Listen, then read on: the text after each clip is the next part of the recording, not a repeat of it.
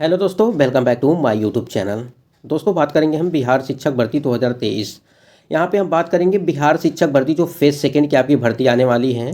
1,10,000 जो न्यूज़ निकल के आ रही थी उसको देखते हुए क्या 1,10,000 पे वैकेंसी आएगी या 70,000 पे जो है वैकेंसी देखने को मिलेगी। ये चीज़ें आज जो है अपडेट हो जाएंगी।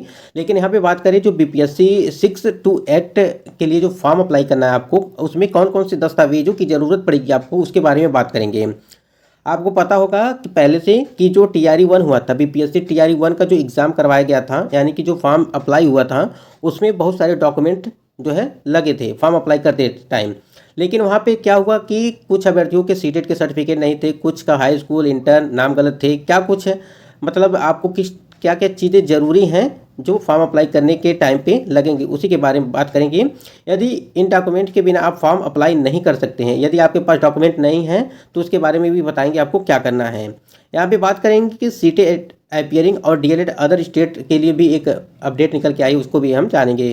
तो दोस्तों, वीडियो पर बने रहेगा अंत तक, और यदि आप चैनल पर नए हैं तो चैनल को भी सब्सक्राइब करके बेल आइकन को प्रेस कर लीजिएगा। चलिए बात कर लेते हैं कि बिहार शिक्षक भर्ती फेज सेकंड में फॉर्म अप्लाई करते टाइम जो है कौन कौन से डॉक्यूमेंट ज़रूरी डॉक्यूमेंट्स हैं, उसको देखना आपके लिए ज़रूरी है। आप स्क्रीन पे देख रहे होंगे कि आपके लिए क्या क्या ज़रूरी डॉक्यूमेंट्स है। BPSC टीचर्स के लिए जो वैकेंसी आने वाली है उसमें जो फॉर्म अप्लाई करना है आपको, तो क्या क्या ज़रूरी हैं। सबसे पहले देखिए, बिहार शिक्षक भर्ती के लिए आवश्यक कागजात होंगे आपके पास। हाई स्कूल के सर्टिफिकेट होना चाहिए आपके पास, यानी कि सर्टिफिकेट होना चाहिए। उसके बाद से हाई स्कूल का जो मूल प्रमाण पत्र होना चाहिए, ठीक है, ये चीज़ है, यानी कि सर्टिफिकेट और मार्कशीट दोनों होनी चाहिए।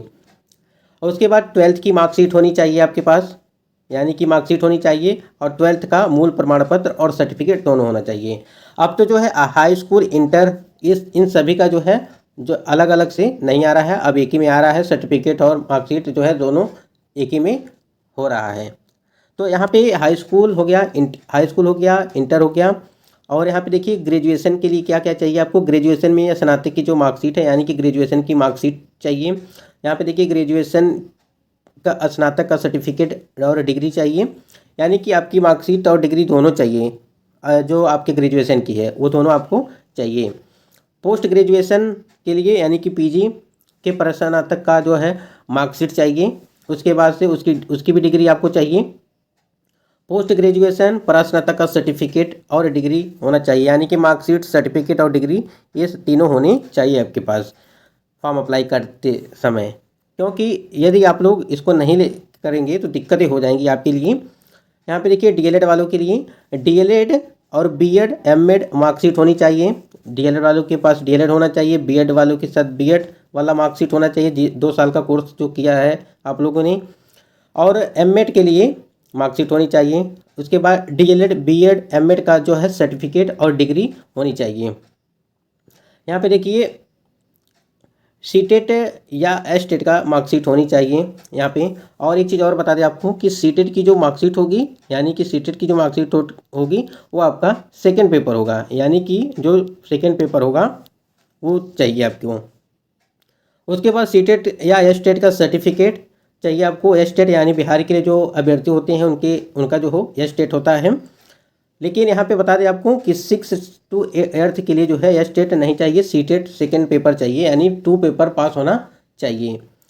उसके बाद यहाँ देखिए जाति प्रमाण पत्र आपको चाहिए, जाति प्रमाण पत्र होना चाहिए, यानी कि जो भी कैंडिडेट बिहार के हैं उनके लिए ये चीज़ें हैं। आय प्रमाण पत्र चाहिए, आय प्रमाण पत्र बिहार के निवासियों के लिए हैं जो बिहार के हैं।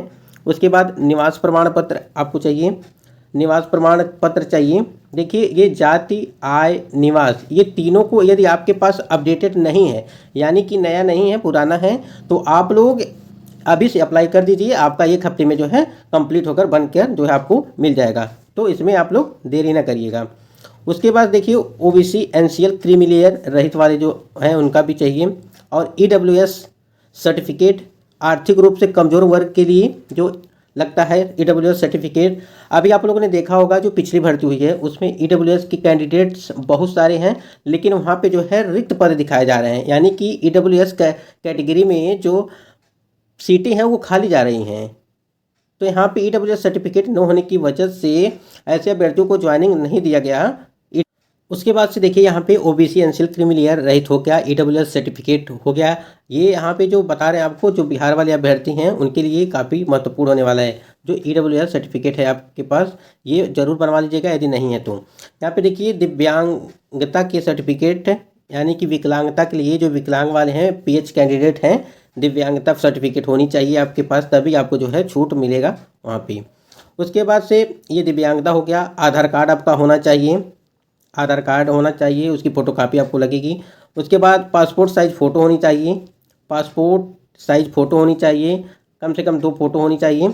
उसके बाद नोट में देखिए यहाँ पे क्या क्या चीज़ें हैं। जाति होना चाहिए, जात, आय, निवास, ओबीसी एनसीएल वर्तमान समय का होना चाहिए। जिनके पास ये सारे कागजात नहीं हैं, कृपया करके जल्द से जल्द बनवा लें। और एक बात, विवाहित लड़की का जो जाति, आय, निवास तथा ओबीसी एनसीएल में पिता का नाम होना चाहिए। यानी कि जो भी ये चीज़ें बनेंगी, ये चीज़ें आपका यहाँ पे आपके पिताजी का नाम पड़ेगा, जो सर्टिफिकेट होगा वहाँ पे।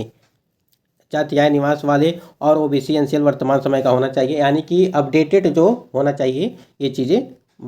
तो ये कुछ है बीपीएससी जो तैयारी का सेकेंड फेज का है, वो उसके लिए आपका ये जो डॉक्यूमेंट्स था, यहाँ पे ये सारी चीज़ें आपको तैयार रखनी है, रेडी रखनी है। यदि कोई चीज़ें छूट गई हों तो आप लोग उसको कमेंट सेक्शन में पूछ सकते हैं, यदि आपके पास कोई भी हो। इसके आगे बात कर लेते हैं और भी कुछ और जो चीज़ें हैं यहाँ पे देख सकते हैं। यहाँ पे देखिए, tool live capture photo background white और लाइट कलर, यानी कि जो आप फ़ोटो लगाएंगे वहाँ पे देंगे, वहाँ पे वाइट कलर आपका बैकग्राउंड होना चाहिए या कोई लाइट कलर, सफिशिएंट लाइट होना चाहिए। सिग्नेचर आपका होगा हिंदी और इंग्लिश में, साइज़ लगभग 15 KB का होना चाहिए। यहाँ पे देखिए डॉक्यूमेंट की जो साइज़ है, scan copy in PDF format में होना चाहिए, 100 KB के आसपास होना चाहिए। और valid working email ID and mobile number, आपका जो मोबाइल नंबर और ईमेल आईडी है वो मतलब प्रेजेंट टाइम में चलता हो, मतलब चालू रहना चाहिए, जिससे आपकी ओटीपी जा सके और आपको दिक्कत न होए किसी चीज़ का। एक चीज़ यहाँ पे और समझ लीजिए, शादीशुदा महिला के लिए जाति, आय और आवासीय non criminal layer certificate, EWS certificate, इसमें से जिसकी आपकी ज़रूरत है, सभी अपने जन्म देने वाले पिताजी, ठीक है, आपके खुद के पिताजी जो हैं, ससुर जी नहीं, जिनकी शादी हो गई उनके लिए नहीं, उनके ससुर जी नहीं, के नाम एवं जन्म देने वाले पिता के पता से निर्गत होना चाहिए। तो यानी कि आपके पापा का नाम होना चाहिए उसमें, जो हमने अभी पीछे बताया है। तो और इसमें एक चीज़ और बात कर लेते हैं, आपकी फ़ीस जो होगी वो जनरल के लिए लगभग 750 रुपये होनी चाहिए, मतलब कि 750 रुपये जनरल के लिए। और SC/ST के लिए 200 रुपये रखी गई थी पिछली बार। और ऑल वुमेन्स कैंडिडेट जो होते हैं उनके लिए 200, और PWBD जो दिव्यांग वाले हैं, PH वाले, उनके लिए 200। और एनी जो अदर स्टेट के जो अदर कैंडिडेट्स हैं वो उनको भी 750 रुपये जो है लगेंगे। फिर यहाँ पे बात कर लें सीटेट अपीयरिंग वालों के लिए, जो सीटेट अपीयरिंग और डीएलएड अदर स्टेट वाले जो हैं, इनको भी मौका दिया जाएगा, क्योंकि पिछली वाली भर्ती में मौका दिया गया था, तो इस बार भी मौका दिया जाएगा, ऐसा है। तो दोस्तों आशा करते हैं वीडियो पसंद आया होगा। यदि आपका कोई सवाल है तो आप कमेंट सेक्शन में पूछ सकते हैं, हम बिल्कुल जवाब देंगे आपका। तो आज की वीडियो में बस इतना ही। यदि वीडियो अच्छा लगा तो वीडियो को लाइक करिए, शेयर करिए, और चैनल पर रहें तो चैनल को भी सब्सक्राइब कर लीजिए। आज की वीडियो में बस इतना ही।